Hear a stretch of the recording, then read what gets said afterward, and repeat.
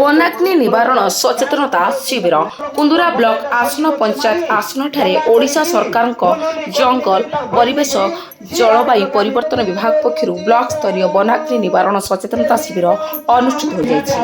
ବନାଞ୍ଚଳ ଅଧିକାରୀ ବିଶ୍ୱନାଥ ମାଣ୍ଡିଙ୍ଗାଙ୍କ ଅଧ୍ୟକ୍ଷତାରେ ଅନୁଷ୍ଠିତ ଏହି କାର୍ଯ୍ୟକ୍ରମରେ ଅତିଥି ଭାବେ ଅଗ୍ନିଶମ ଅଧିକାରୀ ସରୋଜ କୁମାର ଭୂତିଆ, ଗୁପ୍ତେଶ୍ୱର ବନାଞ୍ଚଳ ଅଧିକାରୀ ଛବିନ୍ଦ୍ର ରନ୍ଧାରୀ, ସାଂସଦ ପ୍ରତିନିଧି ଅମ୍ବୁ ପାତ୍ର, ବିଧାୟକ ପ୍ରତିନିଧି ବଦ୍ରି ନାରାୟଣ ଆଚାର୍ଯ୍ୟ, ସରପଞ୍ଚ ଜୟନ୍ତୀ କୁଷ୍ପାରିଆ, ବିଏଲସି ମାଣିକ ପଟ୍ଟନାୟକ, ବିଜେପି ମଣ୍ଡଳ ସଭାପତି ପଦ୍ମନାଭ ବିଷୟୀ ପ୍ରମୁଖ ମଞ୍ଚାସୀନ ଥିଲେ।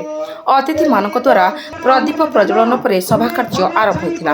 ଏହି କାର୍ଯ୍ୟକ୍ରମରେ କୁନ୍ଦୁରା ବନାଞ୍ଚଳର 24ଟି ବନ ସୁରକ୍ଷା ସମିତିର କର୍ମକର୍ତ୍ତା ଏବଂ ଅଞ୍ଚଳବାସୀ ଉପସ୍ଥିତ ଥିଲେ।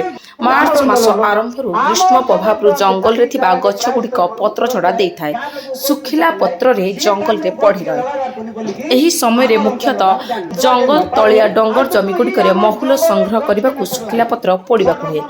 ମକା ଚାଷୀମାନେ ଜମି ସଫା କରିବାକୁ ନିଆଁ ଲଗାଇଥାନ୍ତି। ଆଉ ଜଙ୍ଗଲରେ ବିଭିନ୍ନ କାମରେ ଯାଇଥିବା ଲୋକେ ନିଆଁ ଲଗାଇଥାନ୍ତି। ଏହାଦ୍ୱାରା ଜଙ୍ଗଲରେ ନିଆଁ ବ୍ୟାପିଥାଏ।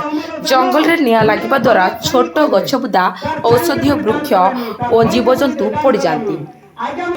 ଜଙ୍ଗଲ ସବୁବେଳେ ମଣିଷକୁ ଦେଇ ଆସିଛି, ତେଣୁ ଆଦିମ କାଳରୁ ଗଛକୁ ଦେବତା ଭାବରେ ପୂଜା କରାଯାଇଥାଏ।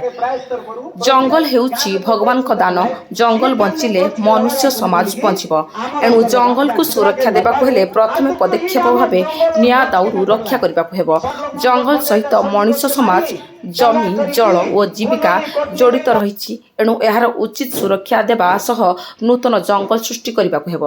ଏଥିଲାଗି କୁନ୍ଦୁରା ବନାଞ୍ଚଳରେ ପ୍ରାୟ 56 କିଲୋମିଟର ପର୍ଯ୍ୟନ୍ତ ଫାଇଲ ଲାଇନ କଟାଯାଇଛି। ବନ ବିଭାଗ ପକ୍ଷରୁ ବନାଗ୍ନି ସଚେତନତା କାର୍ଯ୍ୟକ୍ରମମାନ କରି ଆବଶ୍ୟକ ପଦକ୍ଷେପ ଗ୍ରହଣ କରାଯାଇଛି।